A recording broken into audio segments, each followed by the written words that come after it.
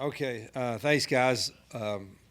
We could get into you guys a bit. I wondered if you had a list, but I guess I'm so old school I forget everything's probably already digital and posted and out there anyway, guys that have signed. So just a quick overview, but a lot of work put into it. We're still not done as we speak. There's still a few more that may come in today and a few more that may happen tomorrow. And then, of course, you got your portal period coming up in January where we'll probably take maybe 12 to 15 guys.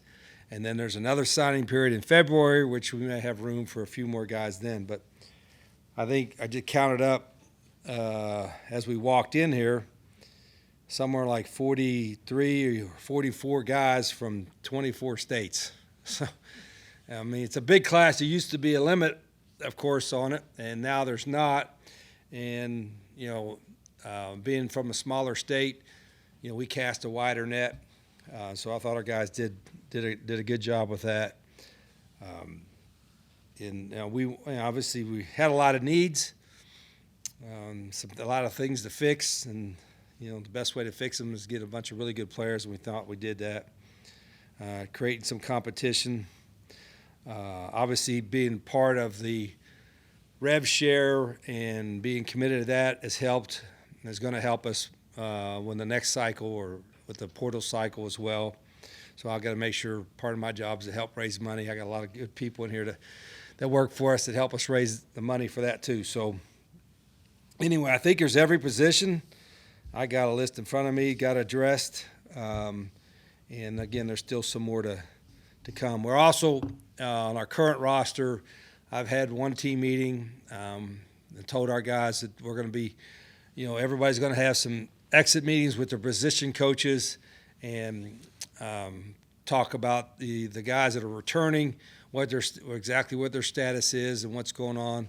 We're going to have to make some tough decisions going forward with some of the guys on the roster.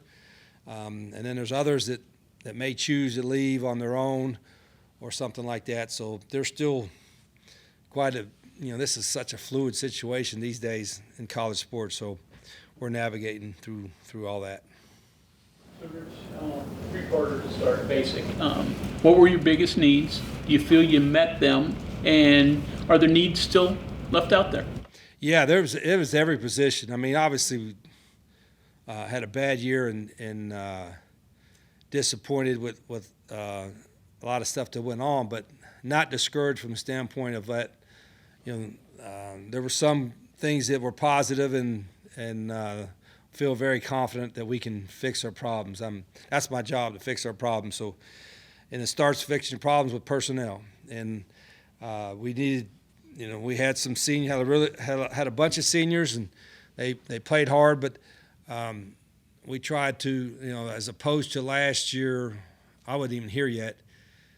We were, a little late on the high school and junior college cycle, and so we, to fill our roster, we went portal heavy and brought some guys in, a lot more one-year guys that I would ever want to have. But now, having been here a year, you don't have to do as many. You still can, and we will, but not nearly to the extent we went last year, where we had so many guys that we had for a year or less than a year. Now we thought we could get that caliber player that it's a freshman or a junior college guy coming in with this class. And so it starts up front. We still, again, there's going to be a handful of portal guys that we're going to go after in January because we need some grown men at certain spots. But we got, I think, a couple really high future potential all-conference guys on the O-line that we signed. We signed a couple athletic quarterbacks. We needed a bunch of wideouts and guys that can run. We got that. Got a couple tight ends. Still going to need a couple more tight ends. We got a couple tight ends in there. Address a little bit of D-line. We got more of that. That's got to come. Linebacker. We got a bunch of linebackers that we signed. Secondary was almost all new. Going to be almost all new, and so we signed some guys from there as well. And then running back, we need a few there, and there's still maybe a couple more that might happen. We're hopeful. So I guess to answer your question, a long question, we got needs everywhere.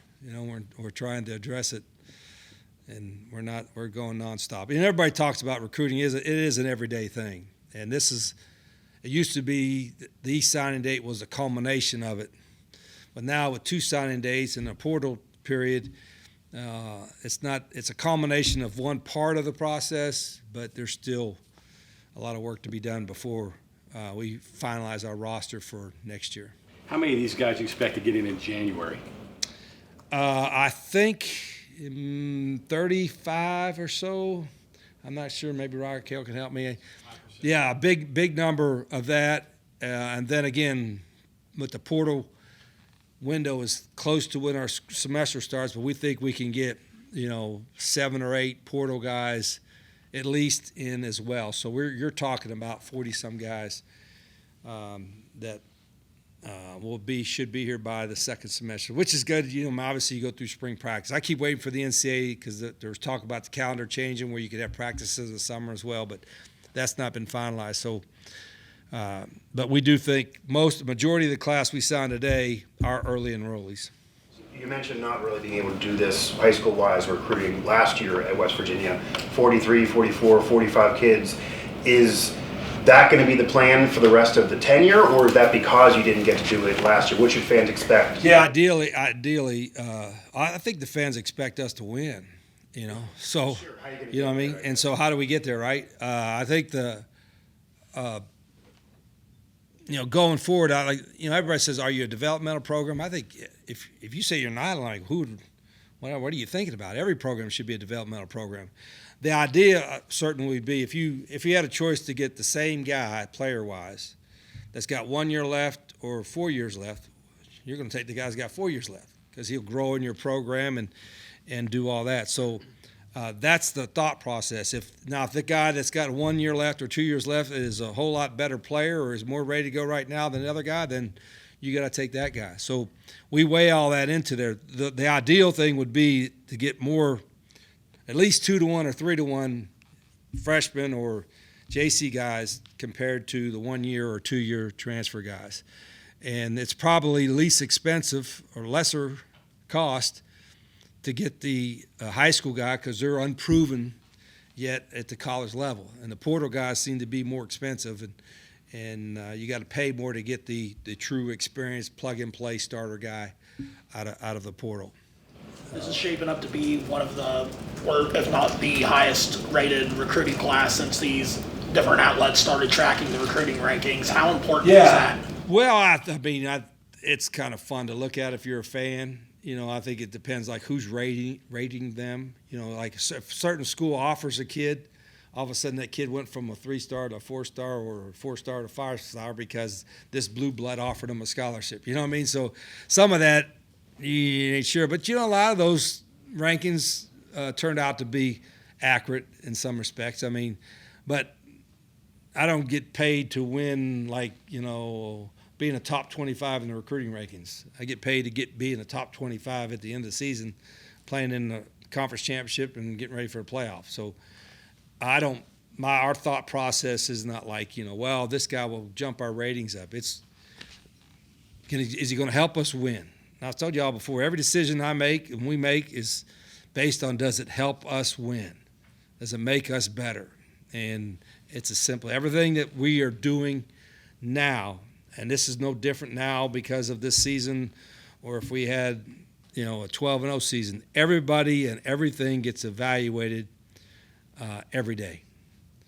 But especially when I have more time now, because we're getting ready for a bowl game, I got more time to evaluate. That's good, but it's also, it could, make people nervous, which is okay. The calendar this year, did it make things crazier, the dynamics to it, or was it? It should be, yeah. If we were doing what we're supposed to do and playing in a bowl game or a championship game, it would make it a heck of a lot crazier. For us, we've had nothing else to do but recruit in the last 4 days, right? But the reality with the calendar was, we had an open date before our last game. The last couple weeks, most coaches would tell you right before this, a week or 2 weeks before the signing period is usually the most hectic. Last night, you can imagine when we're on we're on phones with guys until 2 or 3 in the morning. I mean, and then all day today. And so, but we didn't have anything else to do. Hell, we're not practicing for a bowl game. So I would hope everybody in our situation was working the phones hard. Did you have a number in the back of your mind of how many guys that you were willing to take that were going to take a little longer to develop in your program as opposed to needing to play right away? You mean from this class or last? Yeah, from this class, yeah. And all these guys. That's a good question. Every guy, I tell everybody, and this is not, I'm sure other coaches tell them the same way. I said, listen, I don't ever guarantee a guy that, hey, as soon as you come on campus, you're going to you start, because that wouldn't be fair to you or the guys on the team. Yet we don't recruit anybody to be backups. How would we get better if we recruited a guy and say, well, you're probably going to be a backup developmental guy and play in a year or two? Well, no. I tell our coaches, recruit guys you think are as good or better than what we got.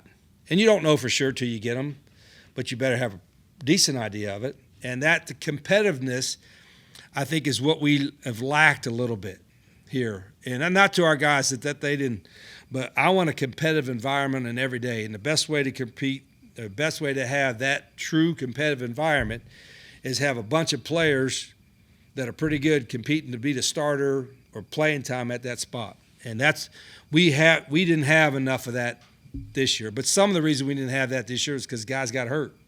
That's bad luck. But when you get 3 guys in front of you get hurt, and there's only you or one other guy to play at that position, they ain't real competitive. We've got to hopefully get that solved. Would you give me your insight in the recruitment of Kevin Brown and Matt C? Kevin had kind of found out early as soon as we got here because his dad Tim, played for me, and no brainer.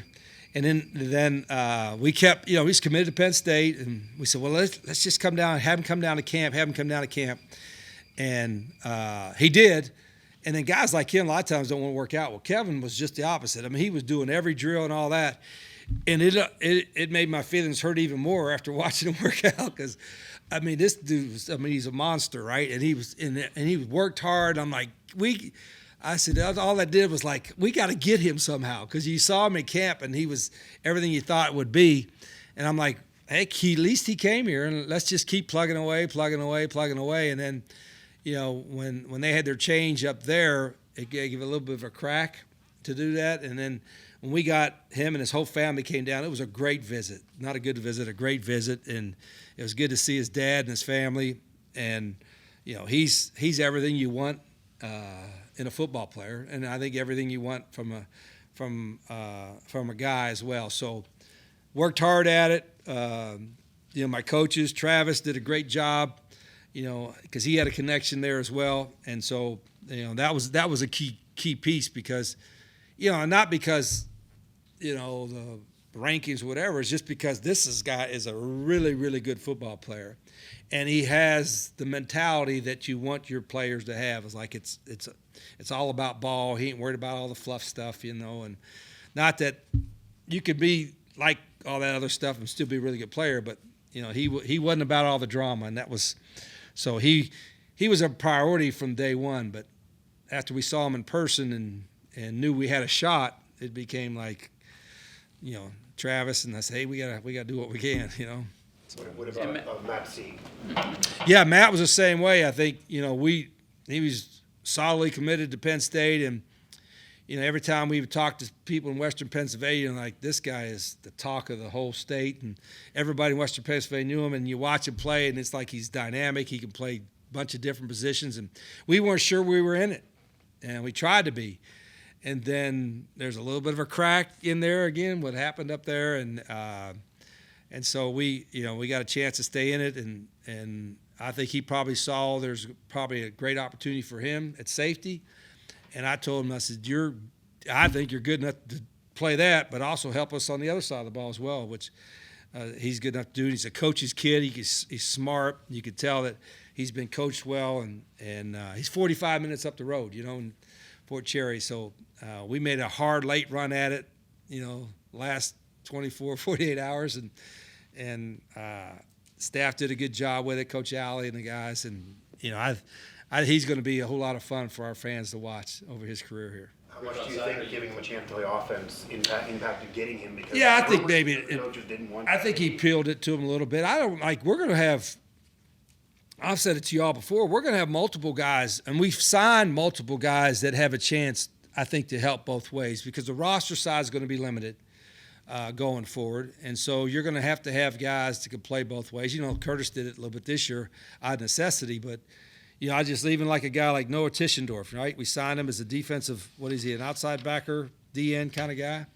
He'll be a fullback and a tight end for us too. I mean, he can do that. He's a tough guy. And there's several of our guys that are athletes that'll play. They might play running back. They may play slot receiver. And they play outside. They may do a little bit of defense. You know, we signed some guys with that in mind, and we have a couple more we're still looking at. You know, we signed 2 in-state guys, right? Malachi Thompson, who's I think he's 6'4", he's out of Nitro, great ball skills. He's going to have a great career. And then Xavier Anderson, you know, Xavier's brother's on the team. Max, who's a great young man. And we thought Xavier was one of the best athletes in the state, committed to another place, and we stayed on him because we were hoping he'd want to stay home. And, you know, he's a guy that's can play tight end and wide out for us, but he's also a really, really good pass rusher. So I think he's going to be a guy that probably can play a little bit too, both ways. Rich, what qualities do you look for in a high school quarterback, and is being a dual threat a non-negotiable to you? Not really. I mean, if a guy's an exceptional thrower, you know, he's going to complete 80% of his passes, and he's got just enough awareness to get out of a sack once in a while, that's fine. But if a guy can, I guess, be a true dual threat, where as far as, you know, his ability to run and, you know, make a 5-yard play into a 50-yard play or whatever, that's even better.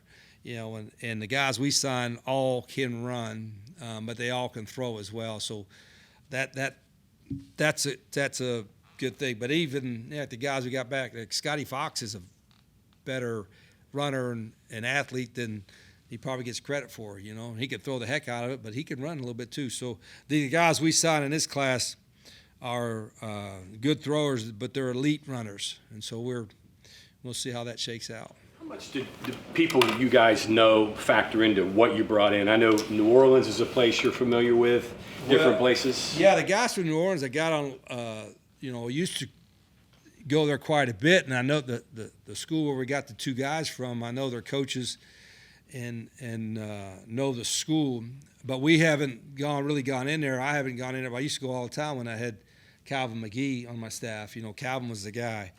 And I told the coach down there at Edna Carr, he got one of the best programs in the state. I said, man, we're dropping the ball, not like, because you don't really area recruit as much anymore. But I said, we need to have a presence down there because we know people down there. They know West Virginia. And, you know, I've had a long-standing relationship with a lot of those high school coaches. And so we'll probably kind of go to New Orleans every year now because a lot of those guys, if they're not getting an LSU offer, they'll go anywhere because there's no other Power 4 team in the state. And Louisiana high school football is really good. So we got a couple of guys from one of the best teams in the state from there. Rich, Saturday you said that you knew what you had to do to fix it. I'm guessing today is a start, but are there players or positions that you think today pushed you toward the fixing? I would say at every position, really. I'm not just doing coach speak. And it's the same thing's true, like, if you're going to ask where we're going in the portal, because we've been meeting about that, like when the portal opens up, which positions are we addressing? Every position. Now, quarterback, you're not going to take like 3 or 4 guys, but we're going to look for 3 or 4 offensive linemen. We're going to look for 4 or 5 defensive linemen. We're going to look for 3 or 4 linebackers. We're going to look for 3 or 4 secondary guys. We're going to look for a couple wide receivers, and maybe even a running back. So every position in the portal is going to get, we're going to try to bring somebody in too. So it's, you don't want to have to flip the entire roster, but we won't have, the good part this time next year, we're not going to have 40 seniors or whatever the number is to replace. So we'll hopefully if we've evaluated right, we're going to have a lot more guys returning that'll get better. And if we do our job, which our guys will do in development and all that, the guys that we bring, all these young guys we're bringing in, they're going to be a better player a year from now and a better player a year from that. and then you're rock and rolling. Then, for as much as you covet speed, that's a huge myth sometimes in recruiting. Like, what's a laser time? What's a regular 40 time? I don't even know if you care about that, but how do you gauge speed? Okay. Everybody wants fast guys, and you could nowadays you could probably get a little better barometer on it because of the GPS thing. And the guy runs, hey, this guy runs 21 mile an hour, or 20 mile an hour, and some of the 40 times, if they have verified 40 times at camps, you could find that out now. So it's easier now to get a legit time, but I still think the film watching is the most important thing. Like, whatever it says that their camp times, whatever it says that their speed time is, you still got to watch the film and see what kind of football player he is. Is he chasing? Is he running by people? Does he make somebody miss? Is he physical? So we're never going to take a guy without watching his film and seeing if he's a good football player. You know what I mean? You could take a guy off measurables, but if he can't play, it doesn't make any difference. So it's a combination of things, and there's a certain size. Like, we weren't big enough on the O-line, D-line, and we got to get bigger. We weren't big enough at linebacker. We got to get more length. That was part of our process there. We weren't big enough at corner. Our guys battled, but sometimes a taller guy was just, you saw it, but just jump over you and get it. And so we try to address some of those issues with some of the size things that we got in this class. Coach, you mentioned Malachi Thompson. Some people that will you talk about some people that may be leaving one form or another. So in your next step of recruiting, what you're talking about now, is there a group of guys that you say, hey, we might be losing 2 more defensive linemen or 2 more wide receivers? These will be the next guys we might take at those spots? No, we're the ones because we like to be brutally honest with our guys because we don't want to string them along and then 2 weeks from now say, listen, you got a spot here. We're going to tell them you have a spot or you don't have a spot here. And then there are a handful of guys that frankly are going to be called to task a little bit and saying, listen, you are like, you need to show us in the next month or so, or whatever, 2 months that you're right for our program, or you're going to have to find a spot, and some of those guys, that's not that it's a terrible attitude, but if everybody's not like, disciplined and focused and doing the right things the right way and all that, then I ain't gonna mess with them. They got to go somewhere else. And we don't have a lot of those problems, but there are a few guys that are going to be up against it, and they have the ability to make it right and have a great career here. But they also could mess up, and then they'll have to do their career somewhere else. Coach, you mentioned Malachi Thompson there very briefly, but 6'4", about 215. What stood out to you and your staff whenever you guys were recruiting him? Well, he got great ball skills, and you watch him. One of the hardest workers. You watch him. Even guys that have watched him practice and seen him. He's a grinder. He loves football, and he's been I think he's been up here at every game. He's all into the Mountaineers, and I think I'm really excited about him. I thought he was one of the best in our state in the last couple of years. And there's been, like I said, we have such a small state that people would wonder, why didn't we recruit West Virginia more? We are recruiting the state, but it's such a small state that you have to go outside to really fill your roster. But there's a couple others that we're still looking at in state as well. But he was one that stood out from the jump, and this is from our first spring here through the summer and all that kind of stuff. I think we have a couple more to add, don't we, Raquel? Not yet? Okay. Can you talk a little bit about, you've got a couple of the top JUCO receivers committed, like 3 of the top 15 JUCO DBs, a top running back. Can you talk a little bit about the focus on the heavy JUCO recruiting this cycle and what you think that brings? Yeah, it wasn't really intentional like JUCO, like let's get JUCO guys. Just let's find the best players you can get. The portal don't open until January. And you can look at maybe this guy might be in a portal, this guy might be in a portal, you don't know. The smaller school portal guys that are in right now, so you evaluate them. But you don't really know for sure the portal guys. So our guys are looking for the best players they can find, whether high school, JC. And probably the JC talent. We're finding guys that maybe get overlooked a little bit, where in the past they weren't when the portal wasn't so active. More JCs get recruited, and we're finding there's some really good, talented players that maybe get overlooked a little bit in JC. Not that they have to be an overlooked guy for us to get them, but there's some really good JC programs out there. And, one thing I found out about the junior college guys is when you get them, they're not spoiled. They're like, you give them a free meal, they're like, hey, are you kidding? This is great. You give them a T-shirt this week, I'm like, are you kidding me?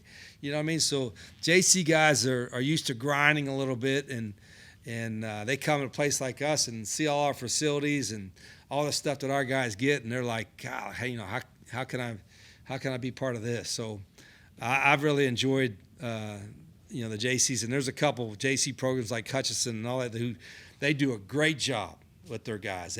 They make sure they work hard, they graduate, get their 2-year degrees. So there's a lot of really good junior college programs that prep their guys to play at this level. So I know you always have to have players defend their position to be able to return to that position, but is it sustainable to have position battles for the whole roster every year, or is that just because of the year? Yeah, every year. I like it. You gotta learn your spot every day. It's like nothing's like you earn a starting job. That's great. You gotta earn it again every week. I mean, there's no. Here I tell you, the worst thing could happen to a program is if entitlement seeps in, and it's not going to happen here. We will not have a sense of entitlement. That doesn't mean a guy can't prove himself and all that. He can, but if you're the starter and you not play well or you do something wrong, whatever, then we hope we have somebody that's close to your ability to go in there. But either way, you got to earn it. You got to earn success here at West Virginia. That's Coach, kind of. would you like to see the NCAA do something about these dates where coaches aren't in the middle of preparing for a game and also having to deal with all this? Yeah, I mean, I know. See If I dates. was playing for a conference championship game, which I was doing last year, and everybody else was off recruiting, we were playing for a game. You lose a little bit of time of that, but you're playing for a championship game. That's a pretty good deal. I'm happy I'm in the game. I'd rather be playing a game this week than just recruiting. And so, when is like you just recruit now? I mean, if you didn't recruit every day since the last signing day, then you're behind anyway. You know what I mean? So it ain't like what's the calendar? You recruit every day. Every day you recruit. Every day you recruit. And maybe you do other things on top of that, and your recruiting staff just as recruiting, and as a position coach, you do a little bit of recruiting and a little bit of coaching, but there's no easy answer to it. Like coaches are complaining, like move the calendars, whatever. I mean, I think the whole thing could looked at like the NFL model. I've said this forever. Why does college football or college football in general, not look at the NFL timeline, the model, how they do everything, all right, and try to adapt ours as close to that as possible? They've done it for years, and they're pretty successful at it. Yet for some reason, the colleges have a whole different framework on how they with their timeline and all that kind of stuff. So I think in that regard they should look at it in totality. But no matter when you're going to do it, it's not a great time. I think so. You've worked so hard to get all these guys from all the different places. Is it going to be just as hard to get them adjusted and adapted to Morgantown and getting all these young guys here? Here's what I think, and again, I'm from this state, so I think I know West Virginia pretty well. I said, we're one of our top aspects of our state is we embrace tourism, right? It's one of our big industries in our state. We have a small state, but we've got a beautiful state. We got great people, great places to visit. And so I always tell them, I said, and that's the same way with our school, West Virginia. We have as many out of state. I don't know what the ratio is. More out of state than in-state students, right? We got a lot more guys on our team from out of state than in-state because we're such a small state that we don't have as many Division I Power 4 players as a bigger state would have. But when you come here, and they all shake their head when I talk to them, I'm talking about parents and players, I said, isn't the people really friendly? Isn't this a great place to visit? And I said, they're not just putting on a show. That's what West Virginia is. When you go anywhere in this state, you're going to run into great people. I said this, it's not the movie Wrong Turn. You know what I mean? Don't, that ain't it. I think that was made in Georgia anyway or somewhere. I don't know where it's made, but I said, you come to West Virginia, and they're like, isn't it really neat? Isn't it a pretty state? Isn't it great people? And they say, yeah. And I said, what's different or unique is that the more you come back, you find out something you like that you didn't notice the first time you were there. So I'm really, it really tickles me when folks come here for the first time, and I said, how'd you like your visit? And they really, I didn't think it was going to be like this. Well, it's because we've got great people in the state. Hold on, Oak still can't. You're running behind. Huh? They're running behind. The school is running behind. Oh, the school's running behind. Yeah. Other family shows. Okay. Well, I thought we might have one or two more to add to the list, and you guys could be the first ones to know about it. So, Kill the time. I'll give you 5 more minutes. I have one. Why not? You may not be ready by then, huh? Well, now I already promised you 5 minutes. Then go ahead. You can answer slowly then. How's that? Only one question. Do you handle quarterback differently in the portal because just the nature of that position and how guys go? Because you have young players, you could have continuity, but you had so many injuries last year. You might want to add to the room too. Yeah, you would think that the quarterback position is usually because you can only play one at a time, and that's everybody wants to know who else you got. But I always tell them, I said, you shouldn't worry about that. Like shouldn't worry about the depth chart no matter what position. You have enough confidence in yourself. And if we bring you on, it's because we think you can play here. But I would hope that we would never have another year where you have so many injuries at quarterback position and running back position. And that was, you think, an outlier, but at the same time, and I think mostly for quarterbacks, they usually get in the portal because they want to go somewhere where they can play or the system fits them better. And we will – I don't know how many quarterbacks we have. We got on the depth chart, but we will probably still look at one for the portal, get an experienced guy because of what we went through this year. Like, gosh, you hope it would never happen again. But if it does happen, it would sure help to have another experienced guy that could possibly win some games for us. So we will look at the portal.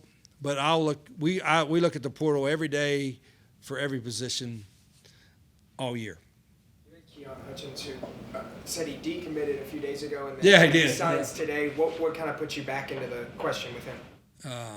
Hell, you'd have to ask him. I mean, we didn't like up the money or anything. You know what I'm saying? It was like, here we are, and I think sometimes they get when it gets time to sign and they get all kinds of phone calls and stuff, and their mind gets, kind of wacky. And there's most of them have agents or families to help them, but some of them don't. And I think he has, people to help him. But can you imagine everybody that's in their ear nowadays with all the stuff that's going on, and they're getting promised this and promised that, and they can't. They're trying to sort through it all, and so it's.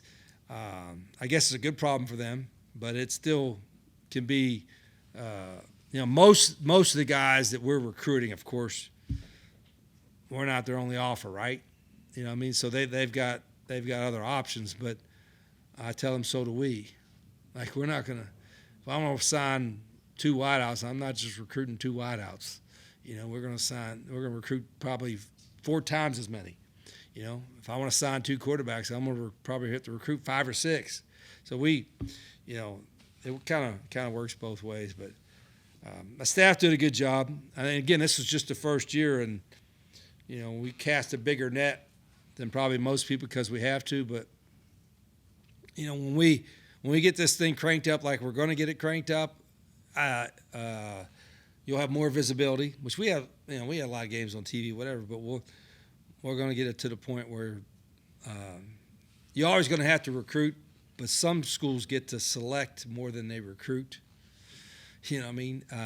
And we want to be able to do that too. So we'll be able to get there. How much does that Only one portal window impact the offseason. You only have one. Well, the one portal, I'm not.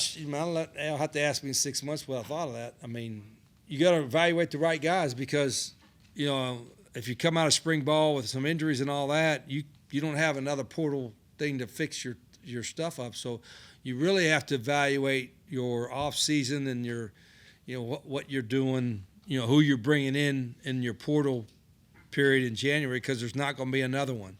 So that changes the dynamic a little bit from last year, where like, geez, well, if we don't get, if we after spring ball we find out we need this or this, you better find out what you need before spring ball. We got time for one more question.